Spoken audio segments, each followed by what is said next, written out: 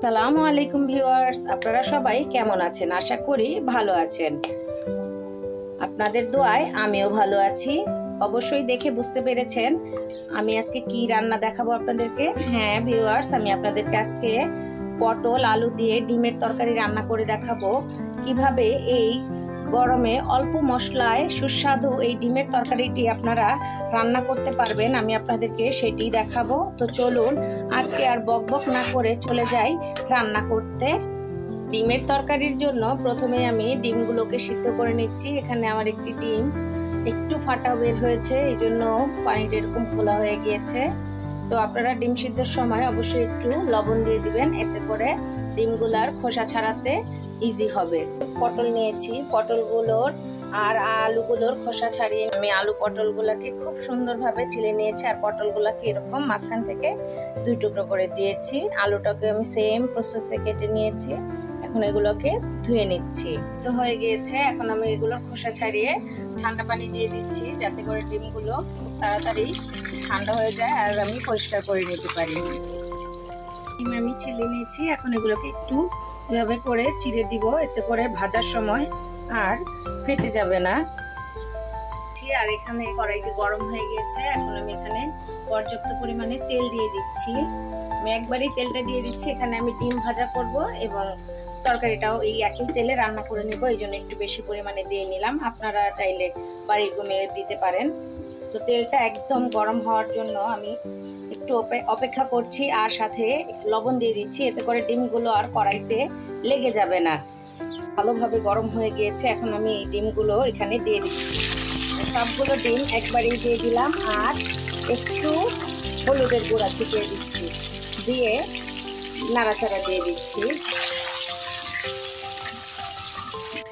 ডিমগুলো একদম সুন্দরভাবে ভাজা হয়ে গিয়েছে, আমি যেমনটা চেয়েছি ঠিক তেমনই। এখন আমি ডিমগুলোকে একে একে উঠিয়ে নিচ্ছি। ডিমগুলো উঠানো শেষ, এখন ওই একই তেলে আমি পটল আর আলু ভাজা করে নিব। এই যে আমি দিয়ে দিলাম আলু পটল। আলু পটল ভাজা হয়ে গিয়েছে, আমি এখন এগুলোকে উঠিয়ে নিচ্ছি। আমি আগে পটলগুলোকে উঠাচ্ছি, পরে আলু উঠাবো। খুব কড়া করে ভাজবো না, কারণ এগুলাকে আমি আবার রান্না করব, তাই। এই যে আলুগুলোর উপরেও কুচকে কুচকে গেছে, আমার আর ভাজতে হবে না। আমি এভাবে করে সব আলু পটল উঠিয়ে নিচ্ছি। এখন দিয়ে দিব পেঁয়াজ কুচি, দিয়ে একটু ভাজা ভাজা করে নেব।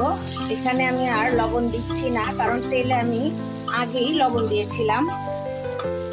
হয়ে গিয়েছে, এখন আমি এখানে অ্যাড করছি হলুদ গুঁড়ো, মরিচ গুঁড়ো, রাঁধুনি মুরগির মাংসের মশলা, আর হচ্ছে ধনিয়া গুঁড়ো।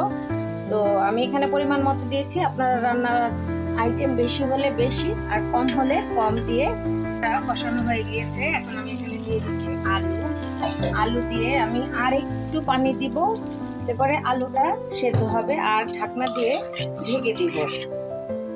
আর পটলটাকে আমি একটু পরে দিব, কারণ পটলটা এমনিতেই ভাজা হয়েছে আগে, আর নরম তরকারি, আলুটা একটু শক্ত, তাই আমি আগে দিলাম। উঠিয়ে দেখবো আলুর কি অবস্থা। এই তো আলুর পানিটা একটু কমে গিয়েছে, আর দেখবো আলুটা সেদ্ধ হলো নাকি। আলুটা এখনো শক্ত, আর একটু সেদ্ধ করতে হবে। তো এরই মধ্যে আমি এখানে আর একটু সামান্য পরিমাণে লবণ অ্যাড করে দিচ্ছি, আপনারা আপনাদের পছন্দ মতো দিয়ে নেবেন। এখন আমি এটাকে একটু মিশিয়ে আবার ঢাকা দিয়ে ঢেকে দিচ্ছি। এলাম আরো কিছুক্ষণ পর, এখন আমি এখানে দিয়ে দিব পটলগুলো, ভাজা পটলগুলো দিয়ে মিশিয়ে দিব, আর কিছুক্ষণের জন্য ঢাকা দিয়ে রাখবো, যাতে পটলের ভিতরেও মশলাগুলো ঢুকে যেতে পারে।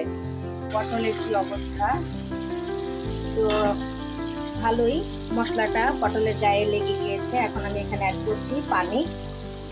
তো ঝোলটা আমি আমার পরিমাণ মতো দিয়ে নিচ্ছি, আপনারা আপনাদের পরিমাণ মতো দিয়ে নেবেন। আর যদি আপনারা কষা কষা খেতে চান, তাহলে ওই পর্যায়ে ডিম দিয়ে সামান্য পরিমাণে পানি অ্যাড করে দিলেই আপনাদের তরকারিটা হয়ে যাবে। তো আমি এখন এই পানিটাকে ফুটিয়ে নিচ্ছি, পানিটা ফোটা ওঠার পর্যন্ত আমি অপেক্ষা করছি। ঝোলে বলক আসার জন্য আমি ঢাকনা দিয়ে দিয়েছিলাম। তো পানিটা খুব সুন্দর বলক চলে এসেছে, মানে ঝোলটা।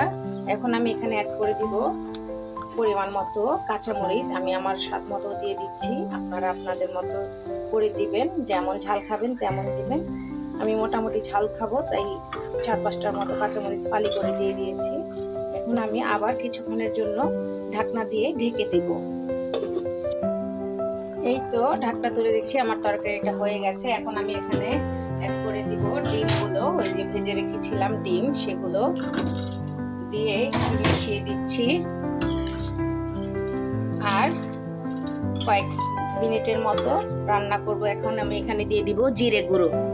এখন আমি এখানে অ্যাড করে দিচ্ছি ভাজা জিরে গুঁড়ো, দিয়ে ঢাকনা দিয়ে ঢেকে দিচ্ছি যাতে করে জিরের গন্ধটা এর মধ্যে লেগে যায়।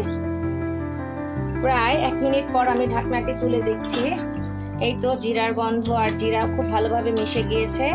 তো আমার আজকের এই রান্নাটি যাদের ভালো লেগেছে তারা প্লিজ আমাকে লাইক, কমেন্ট, শেয়ার এবং সাবস্ক্রাইব করবেন।